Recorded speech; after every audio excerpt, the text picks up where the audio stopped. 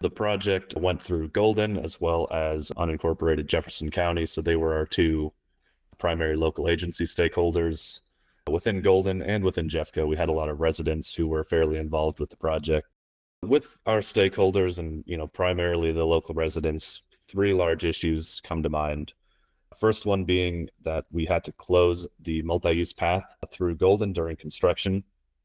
Fortunately, the construction of our widening area took significantly longer than anticipated just due to the weather that year and the increased precipitation. Another issue was that we installed some medians to reinforce no left turns at a particular intersection just to improve safety through there, which was quite unpopular with a few of the residents living in that area. So we'd received a lot of inquiries about that during construction. And then the third largest issue was that we reconfigured an existing right turn only lane into a through right lane just to improve the traffic flow and move the merge point further along State Highway 93. The construction of that, as well as the final configuration, inconvenienced some of the residents at one of the neighborhoods there.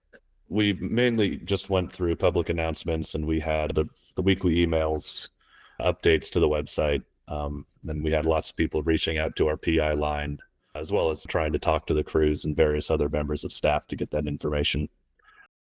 In addition to that, for the most affected residents, we would send out flyers when we were doing closures. For the trail closure, we posted information along with our detour signs to make it very clear what was going on and where people could find more information.